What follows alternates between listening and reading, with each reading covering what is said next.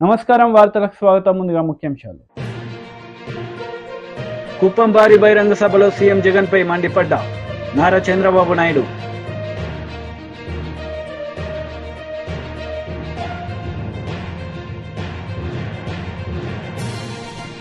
మాజీ మంత్రి హరీష్ రావు మీడియా సమావేశం, సీఎం రేవంత్ రెడ్డిపై ఫైర్.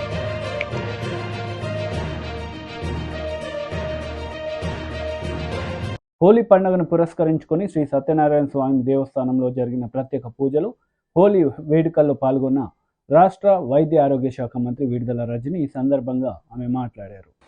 హోలీ పండుగను పురస్కరించుకుని శ్రీ సత్యనారాయణ స్వామి దేవస్థానంలో జరిగిన ప్రత్యేక పూజలు, హోలీ వేడుకల్లో పాల్గొన్న రాష్ట్ర వైద్యారోగ్య శాఖ మంత్రి వర్యులు గుంటూరు పశ్చిమ నియోజకవర్గ అసెంబ్లీ అభ్యర్థి శ్రీమతి విడుదల రజని గారు.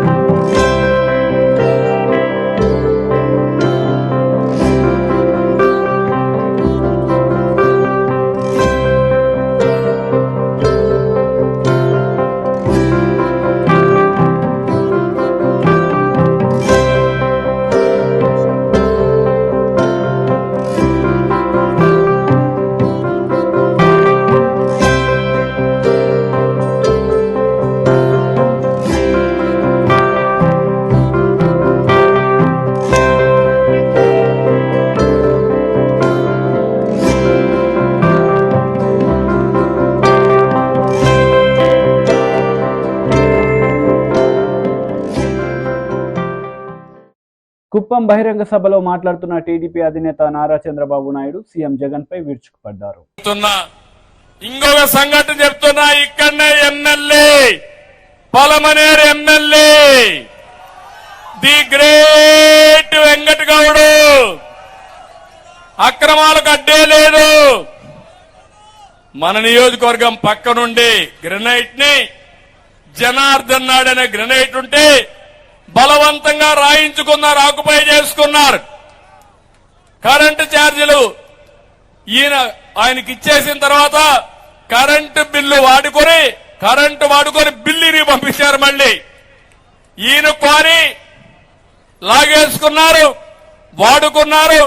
మళ్ళా కరెంటు బిల్లు కట్టమంటే నేనెందుకు కడతాను, వాడింది నువ్వు కట్టుకుంటే దాని మీద వేధింపులు ప్రారంభమైనాయి. తమ్ముళ్ళు, ఇవి చూసిన తర్వాత ఇక్కడే ఉన్నాడు. ఈరోజు నేను అడుగుతున్నా మిమ్మల్ని, ఈ సంఘటనలు 4-5 సంఘటనలే చెప్పాను. ఊరూరులో ఇలాంటి సంఘటనలు జరుగుతున్నాయి, వాడవాడలో ఇలాంటి సంఘటనలు జరుగుతున్నాయి. ఇది యథార్థం అవునా కాదా అని మిమ్మల్ని అడుగుతున్నా. కొంతమంది బయట వస్తున్నారు, కొంతమంది బయట రాలేకపోతున్నారు, కుంగిపోతున్నారు, ఎవరికి చెప్పుకోలేకపోతున్నారు. ఆ భయంతో బ్రతకలేమని ఆత్మహత్యలు చేసుకుంటున్నారు. అది ఈరోజు ఈ రాష్ట్రంలో జరిగే పరిస్థితి. అబ్దుల్ సలాం నంద్యాల, 4 భార్య భర్త 2 పిల్లలు, రైలు కింద పిల్లల్ని కట్టేసి పెట్టి భార్య భర్త ఆ రైలు కింద పడి చనిపోయారంటే ఎంత మనోవేదన అనుభవించారు, ఎంత కష్టపడ్డారు, ఎంత క్రూరంగా చనిపోయారో మీరు ఆలోచించుకోవాల్సిన అవసరం ఉంది. ఇలాంటివన్నీ చూసిన తర్వాత నేను అనిపించింది, డ్రగ్స్ విశాఖపట్నం 25,000 కేజీలు డ్రగ్స్ వచ్చాయి తమ్ముళ్ళు. 1 కేజీ కాదు, ఒక 5 గ్రాములు వేసుకుంటే ఇంక మత్తులోకి వెళ్ళిపోతారు మీరు. 5 గ్రాములు కూడా అనుకుంటే 1-2 గ్రాములే, చాలా తక్కువ. 1 గ్రాము, 1 గ్రామే నాకు తెలియదు. ఎవరున్నాడు వాడేవాళ్ళు ఉంటే నాకు తెలియదు అని కూడా చెప్తున్నా. ఎందుకంటే కిళ్ళీ కొట్లు డ్రగ్స్ ఉన్నాయి, అవునా కాదా? గంజాయి ఉంది, అవునా కాదా? ఒక్క విషయం మీరు గుర్తుపెట్టుకోవాలి, 4 3 మునుపు నేను గంజాయి పైన పోరాడాను. ముద్రా పోర్ట్ నుంచి డ్రగ్స్ వచ్చాయి, విజయవాడ అడ్రస్ తో వచ్చాయి. మాజీ మంత్రి హరీష్ రావు మీడియా సమావేశం నిర్వహించారు. పంటలు ఎండిపోయి రైతన్నలు తీవ్ర ఆందోళనలో ఉన్నారని హరీష్ రావు సీఎం రేవంత్ రెడ్డిపై విమర్శలు గుప్పించారు.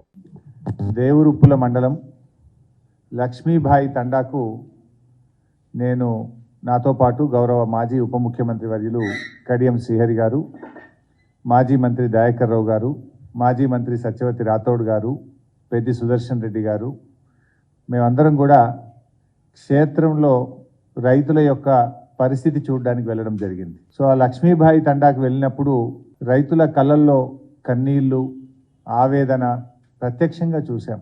ఒక రైతు సత్యమ్మ, ఆవిడ పొలంలోకే మేము వెళ్ళాం. భర్త పేరు నరసింహ అనుకుంటా. 4 బోర్లు వేశారు. 4 బోర్లు వేస్తే చుక్క నీళ్లు పడలేదు.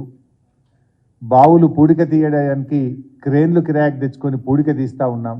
దాదాపు 4 లక్షల రూపాయలు అప్పయిందని చెప్పి వాళ్ళు ఎంతో ఆవేదనతో మా దృష్టికి తీసుకురావడం జరిగింది.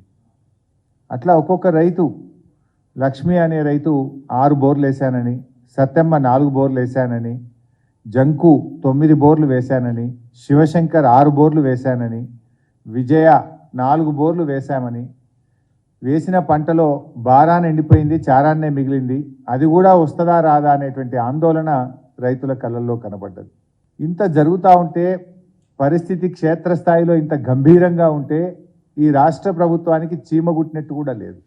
ఆ రైతులతో నిన్న నేను మాట్లాడినప్పుడు గత 10 ఏళ్లలో ఎన్నడూ ఇట్లాంటి పరిస్థితి రాలేదు. కేసీఆర్ గారు ఉండగా ఒక గుంట కూడా ఎండలేదు. ఈ ప్రభుత్వం వచ్చిన తర్వాత పరిస్థితి దయనీయంగా ఉంది. మా తండాలో తాగడానికి కూడా నీళ్లు రావడం లేదు. వారం రోజులకు ఒక్కసారి మంచినీళ్ళు వస్తూ ఉన్నాయి అని చెప్పి ఆ అక్కా చెల్లెలు ఎంతో ఆవేదన వెలుబుచ్చడం జరిగింది. అంటే 3 నెలల కాంగ్రెస్ పాలన చూస్తే ప్రజా సమస్యల మీద ఈ కాంగ్రెస్ పార్టీకి, ప్రభుత్వానికి అసలు పట్టి లేదని మనకు స్పష్టంగా అర్థమవుతా ఉంది. కానీ అదే సమయంలో ప్రజల దృష్టి మరల్చడానికి చిల్లర ప్రయత్నాల మీద ఎక్కువ దృష్టి పెట్టినట్టు కూడా మనకు స్పష్టమవుతా ఉంది. రాష్ట్రంలో రైతులు గత 10 ఏళ్లలో ఎప్పుడూ లేనంత తీవ్రమైనటువంటి ఆందోళనలో ఇలా రాష్ట్రంలో రైతులు ఉన్నారు.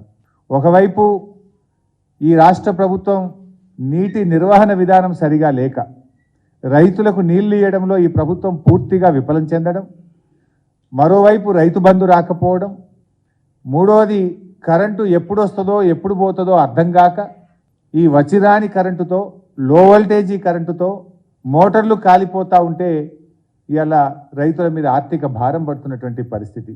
మరోవైపు వడగళ్ల వాన, అకాల వర్షాలతోని కూడా ఈరోజు పంట నష్టం జరుగుతూ ఉంది.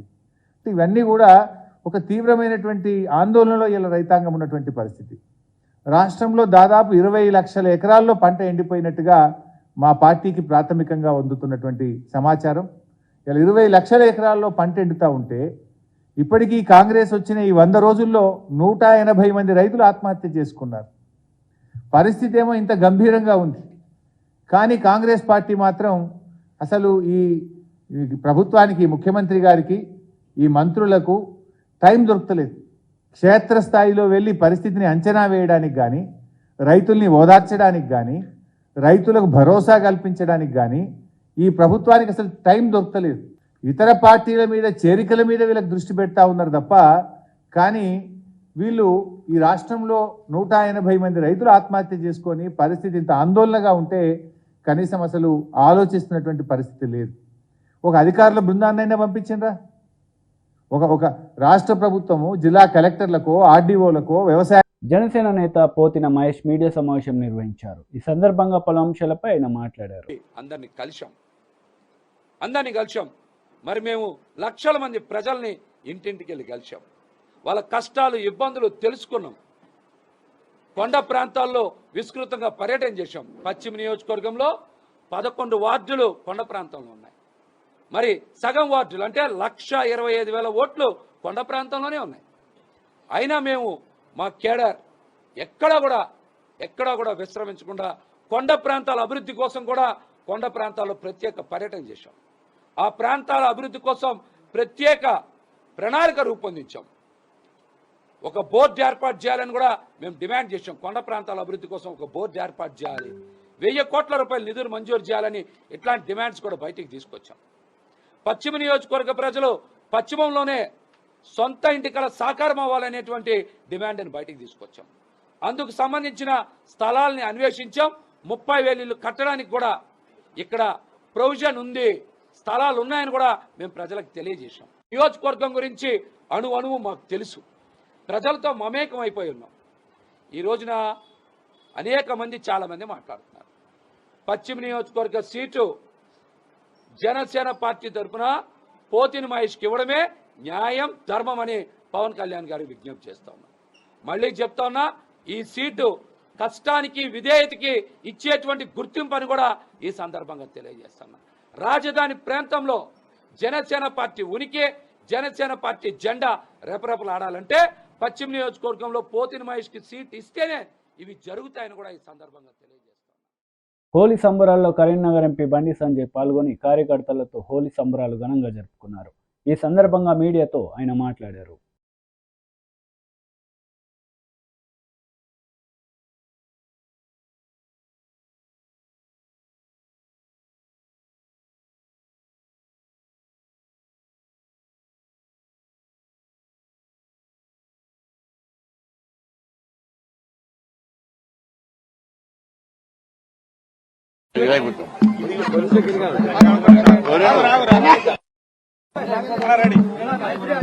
సమాధానం ఓకేనా?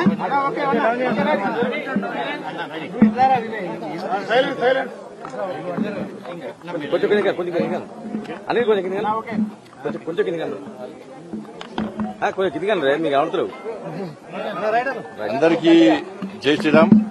హిందూ బంధువులందరూ కూడా హోలీ పండుగ సందర్భంగా హృదయపూర్వక శుభాకాంక్షలు తెలియజేస్తూ, అలా హోలీ పండుగను చిన్న పెద్ద ముసలి ముతక తేడా లేకుండా అందరూ కూడా ఒక బ్రహ్మాండమైన వాతావరణంలో, ఒక సంతోషకరమైన వాతావరణంలో వాళ్ళ హోలీ పండుగను జరుపుకుంటా ఉన్నారు. హిందూ ధర్మంలో ప్రతి పండుగ కూడా ఒక పరమార్థం ఉంటుంది. అది హిందూ ధర్మం యొక్క గొప్పతనం. వాళ్ళ రంగురంగుల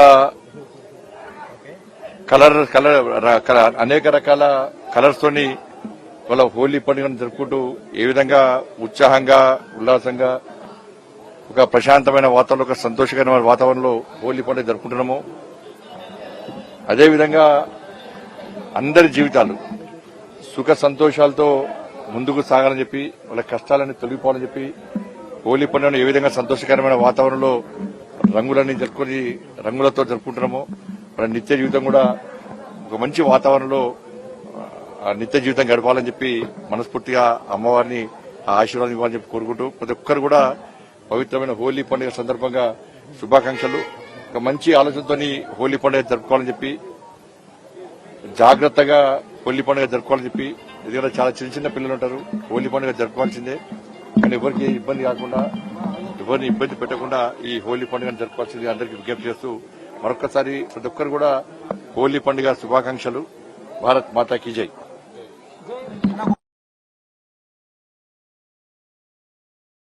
టీడీపీ నేతలు మీడియా సమావేశం నిర్వహించారు. ఈ సందర్భంగా పలు అంశాలపై వారు మాట్లాడారు. కానీ మాతో పాటు తెలుగుదేశం ప్రతిపక్ష పార్టీతో పాటు అధికార పక్షానికి చెందిన వారి కార్లను ఆపండి, వాళ్ళ కాన్వాయ్లను ఆపండి, ముఖ్యమంత్రి కాడి నుంచి ఎవరైతే ప్రజాప్రతినిధులు ఉన్నారో, పార్టీ పదవులలో ఉన్న పెద్దలు ఉన్నారో, వారు ఈరోజు అక్రమంగా ఎన్నికల్లో గెలుపొందాలని ఆలోచనలు ఉన్న వాళ్ళు ఉన్నారు. వాళ్ళ కార్లలో ధనం ఉండొచ్చు, అదే రకంగా ప్రజలను ఇబ్బంది పెట్టే సామాగ్రి ఉండొచ్చు. ఆ రకంగా ఎన్నికల్లో అప్రజాస్వామ్యయుతంగా ప్రభావితం చేయాలని కుతంత్రం, కుట్రతో నిండిన విధానాలు వాళ్ళ కార్లలో ఉండొచ్చు. కాబట్టి వాళ్ళ కార్లని తనిఖీ చేసినట్టుగా ఎక్కడా కూడా కనబడపోవటం, దీన్ని మేము ప్రశ్నిస్తున్నాం. ఇదే విధానంలో పోలీసులు ఏకపక్షంగా ప్రతిపక్షాలనే, మరి ముఖ్యంగా తెలుగుదేశం పార్టీనే ఈనాడు మరి టార్గెట్ చేసి ఈ రకంగా తనిఖీలు చేస్తే రేపు మీరు ఇబ్బందికి పాలవుతారు.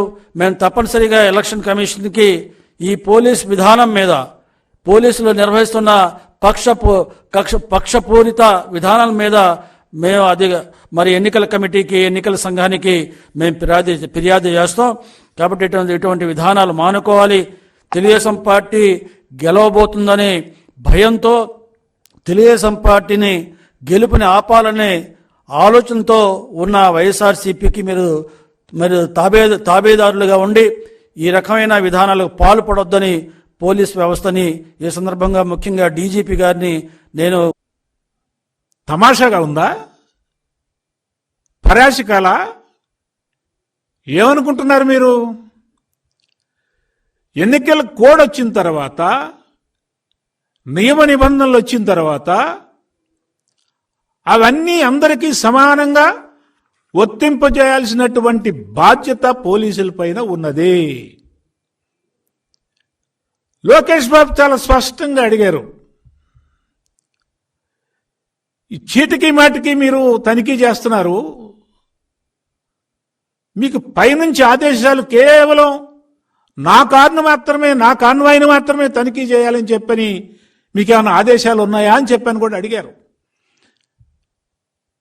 అక్కడున్నటువంటి సిఏ శ్రీనివాస్, కాదు వచ్చే పోయే కార్లన్నింటినీ తనిఖీ చేయమన్నారండి అని చెప్పి సమాధానం చెప్పాడు. మరి వచ్చే పోయే కారులో ముఖ్యమంత్రి గారి కారు కూడా ఉంది కదా. ఎన్నికల కోడ్ వచ్చిన తర్వాత ఎవరికి ఎక్సెప్షన్ ఉండదు. ఆయన ముఖ్యమంత్రి, మంత్రి, ఎమ్మెల్యేనా, మాజీ ఎమ్మెల్సీనా, మాజీ మంత్రి అని ఉండదు. నువ్వే చెప్పావు ప్రతి ఒక్కళ్ళ కారు తనిఖీ చేయమని మాకు పైనుంచి ఆర్డర్స్ ఉన్నాయి అని చెప్పని. అంటే ఈ ఆర్డర్స్ కేవలం తెలుగుదేశం పార్టీ నాయకులకే వర్తిస్తాయా? మంగళగిరిలో యథేచ్ఛగా జగన్మోహన్ రెడ్డి బొమ్మలు, ఆ ఫ్లెక్సీలు ఎక్కడ పడితే అక్కడ కనిపిస్తున్నాయి. మరి వాటిని తీయటానికి మీకు నియమ నిబంధనలు అడ్డు రాలేదా?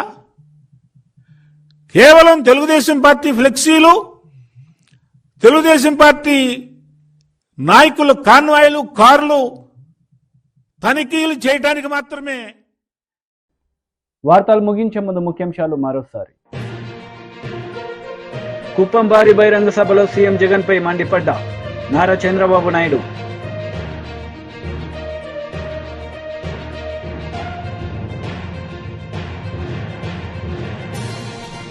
మాజీ మంత్రి హరీష్ రావు మీడియా సమావేశం, సీఎం రేవంత్ రెడ్డిపై ఫైర్.